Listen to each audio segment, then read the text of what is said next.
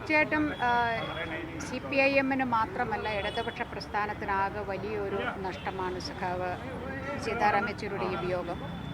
ഇന്ന് രാജ്യം കടന്നുപോയിക്കൊണ്ടിരിക്കുന്ന വലിയൊരു പ്രതിസന്ധിയുണ്ട്. ഈ രാജ്യത്തെയും അതിൻ്റെ ജനങ്ങളെയും അതിൻ്റെ ഭരണഘടനയെ തന്നെ വർഗീയ ഫാസിസ്റ്റ് ശക്തികൾ പിടിമുറുക്കിക്കൊണ്ടിരിക്കുന്ന ഈ കാലഘട്ടത്തിൽ അതിനെതിരായുള്ള ചെറുത്തുനിൽപ്പ് നടത്തിക്കൊണ്ടിരിക്കുന്ന ഇടതുപക്ഷം, ആ ഇടതുപക്ഷത്തിൻ്റെ ഒരു പ്രധാനപ്പെട്ട ഒരു നേതാവിനെയാണ് രാജ്യത്തിന് ഇടതുപക്ഷത്തിന് ഒക്കെ നഷ്ടമായിരിക്കുന്നത്.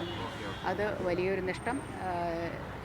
CPIM-ലെ ഓരോ സഖാക്കളോടുമൊപ്പം അവരുടെ കുടുംബങ്ങളോടൊപ്പം അതോടൊപ്പം ഇടതുപക്ഷത്തിൻ്റെ ഓരോ സഖാക്കളോടുമൊപ്പം ആ ദുഃഖത്തിൽ ഞാനും ആ ദുഃഖം എനിക്കും കൂടി ഉള്ളതാണ്. അപ്പോൾ ഇത് വലിയ നഷ്ടം. അതിന് പ്രത്യേകിച്ച് ഈ കാലഘട്ടത്തിൽ എന്താണ് പറയേണ്ടത്, ഒരു പാർട്ടി മാത്രം വിചാരിച്ചാൽ പരാജയപ്പെടുത്താൻ പറ്റാത്ത ശക്തിയാണ് നമുക്ക് മുമ്പിലുള്ളത് എന്ന് മനസ്സിലാക്കിക്കൊണ്ട് ഒരു സംയുക്തമായി, അത് രാഷ്ട്രീയ പാർട്ടികളെ മാത്രമല്ല മറ്റ് പുരോഗമനപരമായ സംഘടനകളെ കൂടി ചേർത്തുകൊണ്ടുള്ള പോരാട്ടങ്ങൾ സംഘടിപ്പിക്കുന്നതിന് അതിൻ്റെ ഒരു പ്രാധാന്യം മനസ്സിലാക്കിയ ഒരു ഇടതുപക്ഷ നേതാവായിരുന്നു അദ്ദേഹം.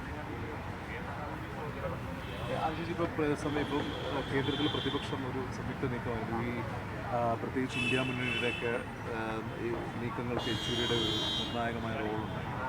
അപ്പോൾ ആ ഒരു ശൂന്യത ഇനി അങ്ങനെ അത്തരത്തിലുള്ള നീക്കങ്ങൾക്കൊരു തീർച്ചയായിട്ടും അതാണ് ഞാൻ പറഞ്ഞത്. അത്തരത്തിലുള്ളൊരു ഇന്നത്തെ കാലഘട്ടം നമുക്ക് മുന്നിൽ വെക്കുന്ന വെല്ലുവിളിയെ എങ്ങനെ നേരിടുമെന്നുള്ളതിനെക്കുറിച്ച് വളരെ വ്യക്തമായ കാഴ്ചപ്പാടുള്ള നേതാക്കളിൽ ഒരാളായിരുന്നു അദ്ദേഹം. അതുകൊണ്ട് തന്നെ അത്തരം പോരാട്ടങ്ങൾ സംഘടിപ്പിക്കുന്നതിൽ, അത്തരം പോരാട്ടങ്ങളോട് മുൻനിരയിൽ നിൽക്കുന്നതിന് എപ്പോഴും അദ്ദേഹം മുൻനിരയിൽ ഉണ്ടായിരുന്നു എന്നുള്ളതാണ്. തീർച്ചയായിട്ടും ഇതിനെ മറികടക്കേണ്ടതുണ്ട്.